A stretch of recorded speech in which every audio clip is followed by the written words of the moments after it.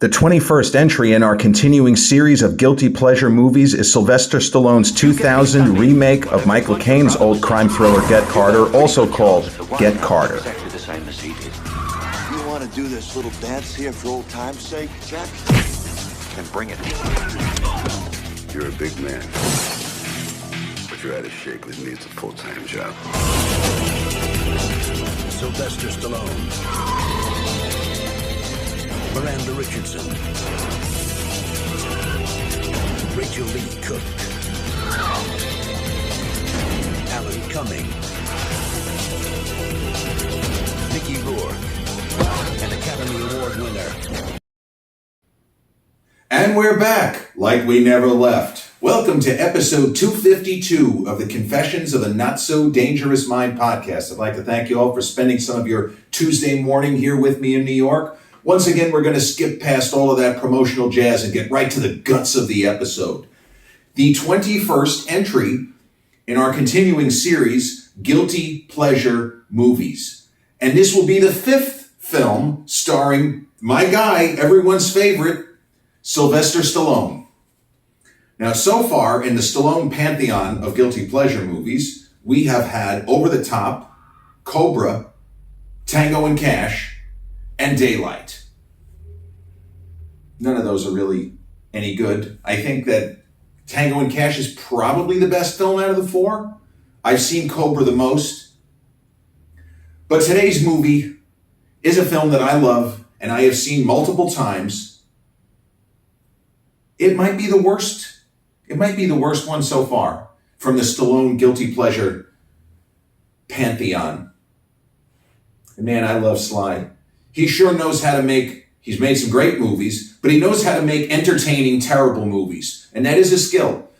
Because as Roger Ebert, my favorite film critic, the late, great Pulitzer Prize winner, he often discussed the different levels, classifications of truly terrible movies. There are terrible movies that are just boring and unwatchable.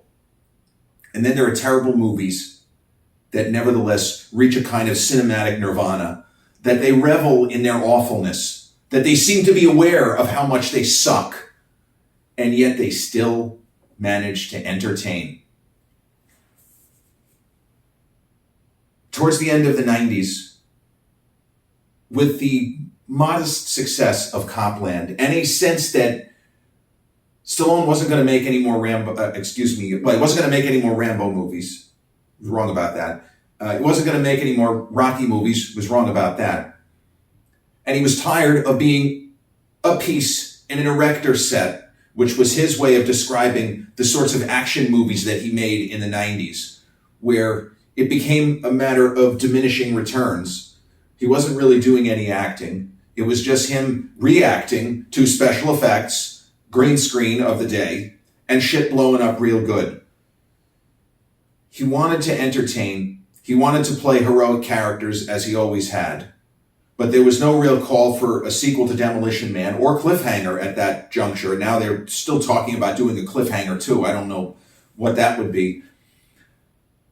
But Stallone decided in about 1998, after Copland, he wanted to do something a little different and made a decision to remake an early 70s British classic, which had starred the legendary Oscar winner, Sir Michael Caine, and was directed by Mike Hodges, a terrific filmmaker. It's another one of those names you should Google. There's so many great filmmakers that the average film fan hasn't heard of. Mike Hodges.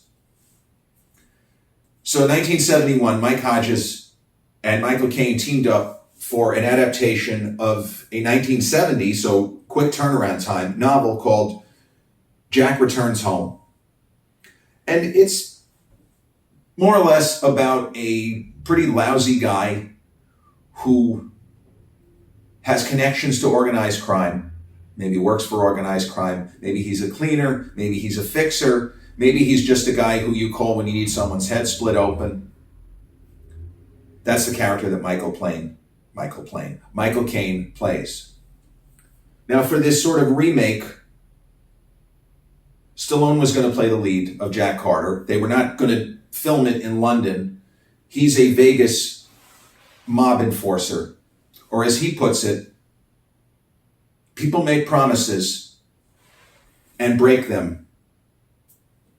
My job is to refresh their memories.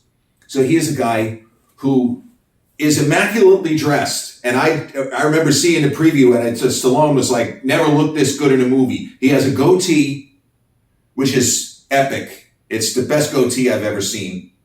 And he's wearing what looks like a $50,000 hand-cut suit. He's got a Rolex. He's got cufflinks. The fact that he's always fucking around and playing with the cufflinks, it's sort of a character. It's a tick of the character of Jack Carter. The movie is not good. It isn't 11% at Rotten Tomatoes for nothing. That's a really shitty score. That means that only one critic out of 9 gives it even a marginal thumbs up. There's nothing there. And yet, it's entertaining from first frame to last because you can see the gears turning and Sly trying to do something different. He's trying to go in between the Rambo actioner and the kind of more sensitive character development in a film like Copland. And he scored what he thought, well, he thought that he scored a number of coups as far as the casting. Now, the filmmaker, Stephen Kay, it almost doesn't even matter, but I nearly worked with him once. There was a screenplay that I had written that he seemed to be interested in right around this time. He ended up not being as interested as he portrayed. But his direction of this film is terrific. Even if the script is not particularly good, he makes it more interesting just by his choice of camera angles, the way that he sometimes speeds up and slows down, how he shoots the fight sequences. Very, very skillful direction. I'm surprised that he didn't have or has not had a bigger career. But Sly was able to, I don't know if he called in favors, but he was able to get really great performers in smaller roles, like Alan Cumming plays a very interesting role. He got Miranda Richardson to play his sister-in-law. Rachel Lee Cook, terrific in She's All That, which had just come out the previous year. She plays Jack's niece. And he gets Sir Michael Caine himself, who he had worked with already in Victory, almost 2 decades prior, one of my favorites. I won't even call that a guilty pleasure movie. I just fucking love it. I think it's a great movie by any metric. Great Escape if it were a soccer movie, more or less. But he gets this incredible cast. Oh, and John C. McGinley, another terrific actor, way before Scrubs. He's a riot. And you had Gretchen Mol, who had been in Rounders, with Matt Damon and Edward Norton and John Turturro and John Malkovich. Mr. Son of a Bitch, let's play some cards. Motherfucker, that is it, motherfucker. Motherfucker. Sorry, I can't help it. Teddy KGB is just too deep in the marrow. But Gretchen Mol is in the film. There's so many great performers in this movie. Oh, and Mickey Rourke, another of Sly's old buddies. Rourke kind of plays a heavy in this film.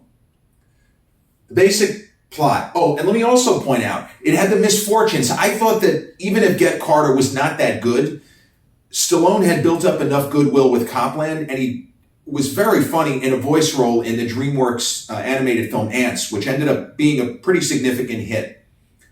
I thought that Get Carter was going to be a box office success, regardless of how the critics reacted.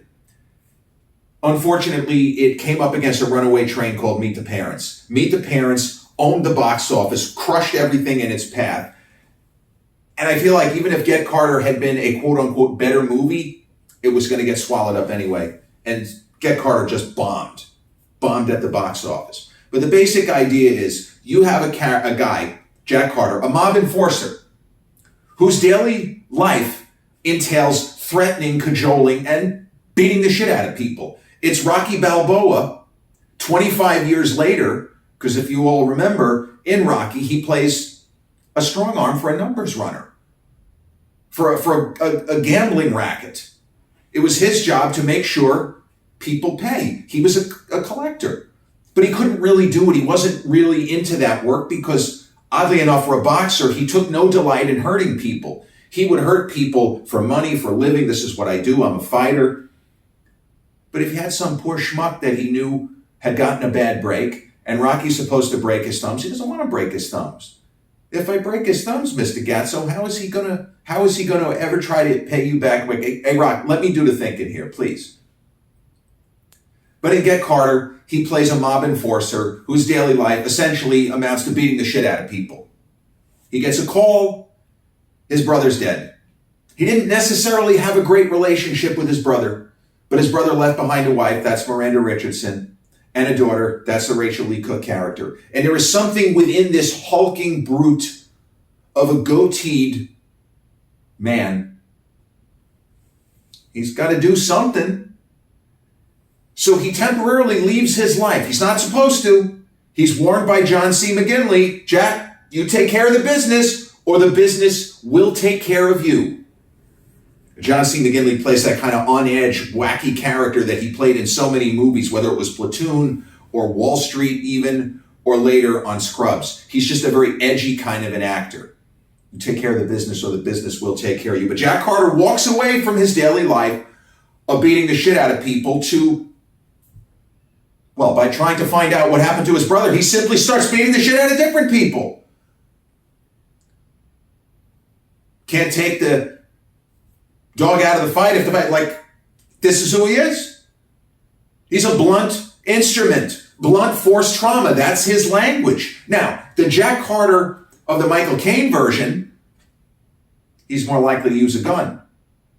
Not that Stallone, as Jack Carter, can't use a gun, but he'd rather use his fists. He'd rather make threats, and if you don't comply, bust you up that way.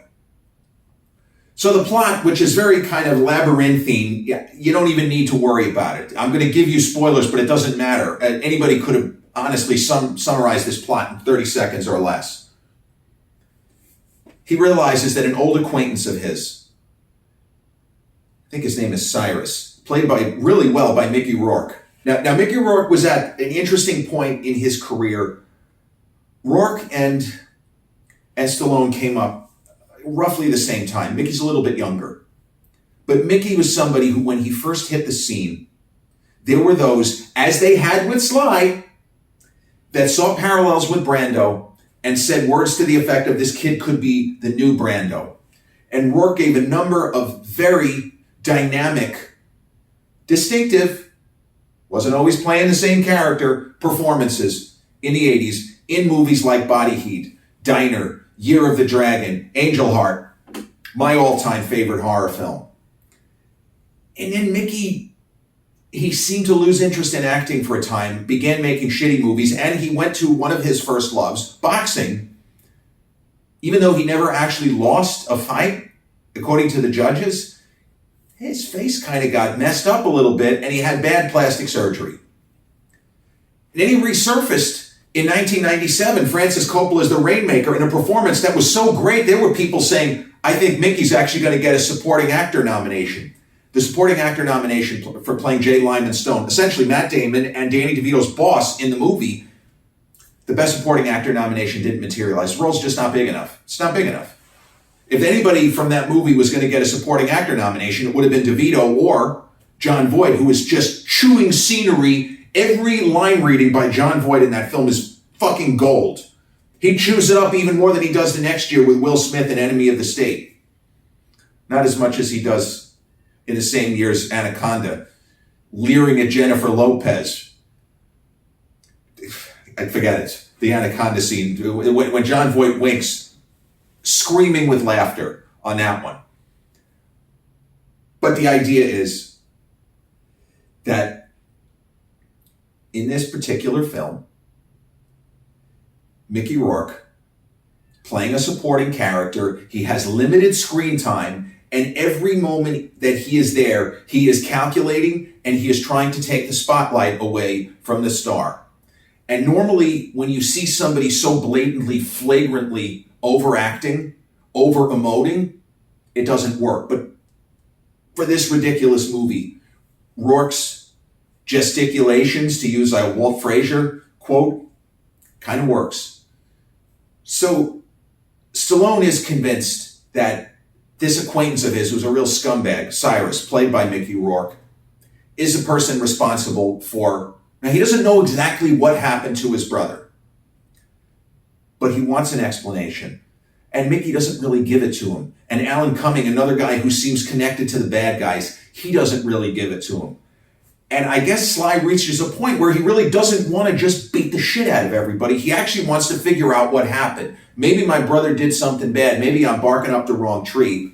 And then you have Michael Caine as an acquaintance of Carter. And he's telling him, you got to back off. Because there's a chance, whoever did this to your brother, you think you know who it is, maybe you're right, maybe you're wrong. But there is a version of this where you just end up dead too, and that doesn't help. And Michael Caine, it's actually a really good line in the movie. He said, look, Jack, if you get mixed up in whatever it was that your brother was into, there's a good chance you're going to end up the same as him. You need to think. Revenge doesn't work. And Sly, as only he can, goes, sure it does. So he may dither and go back and forth, but ultimately he is going to get to the bottom of it no matter how many heads he has to split open, no matter how many guys he has to beat the shit out of or piss off his mob boss, the guy he actually works for and is disobeying by kind of fleeing Vegas even temporarily. So there is a scene of incredible energy in this movie that is almost impossibly stupid, but it is staged with such elan. There's a great word, panache. It's staged so brilliantly that we're willing to say, you know what? Okay, I see what you did there. Yeah, it works. So John C. McGinley, as a kind of arm of the mob, tracks down our intrepid hero. I forget where he goes off to. I think he actually goes to Seattle now that I think that it's the Pacific Northwest. So he leaves Vegas temporarily to figure out what happened with his brother. Make sure his niece is okay, the ex-wife, the whole thing. Not the ex-wife, the sister-in-law. So John C. McGinley and a bunch of very impressive hoodlums who look like any one of them could take Sly and stuff him into a garbage can, they track him down. And John C. McGinley repeats the line that he told him on the phone when they were still friendly. He's like, if you don't take care of the business will take care of you. We need you to come back to Vegas. Well, now, with that same crazy glint in his eye, as we've seen from John C. McGinley on Scrubs, I don't even know how many times, they're in an elevator, and there's like a random woman on the elevator, and you got John C. McGinley and these two humongous toughs. John C. McGinley says, Jack, when I said either you take care of the business or the business will take care of you, did we have a bad connection on the cell? And all of a sudden, Stallone, as Carter, sees multiple iterations of a fight in the elevator. He has 3 that end badly for him. And then he calculates a 4th one that won't end badly for him. And that's the one that plays out in full. So basically, from what we see, given Jack Carter's fighting skill, he's got a 25% chance to get out of the elevator. And he calculates the correct course of action in about an eye blink. Before any of the guys can move on him, he takes action. He basically fucks them all up.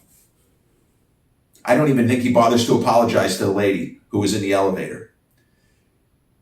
It is so absurd, but it is very well done. And it's kind of believable because he's not Superman. Jack Carter may be a blunt instrument, a master of blunt force trauma, but he's not Superman.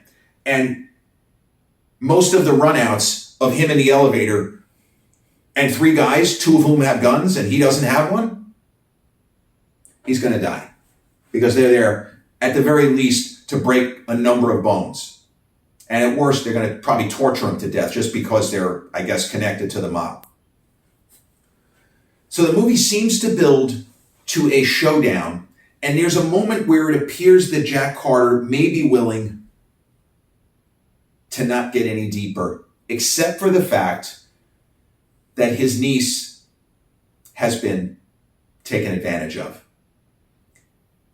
And Jack is pretty sure that is Mickey Rourke's character. Whether or not he touched her himself, he was involved. So he goes to visit his old frenemy, Mickey's character, And Mickey knows this is probably going to end bloody one way or the other. And he basically says, because we're led to believe that they've been scrapping since they were kids, that they've already had a version of this fight a lot, but now they're older, and now it might be for keeps. And Rourke, the way that he says, you want to do this little dance here for old time's sake, then bring it. But I want you to take a very big moment and think about where you are. And what he means in that specifically, you're in a club owned by me. Be real careful that you don't just start swinging at me because somebody's going to put a bullet in you. Think about where you are. This is not two guys in a bar. You're in my place. Well, Stallone decides to go through with it anyway. And what happens in that fight, it doesn't exactly go the way that we expect it to.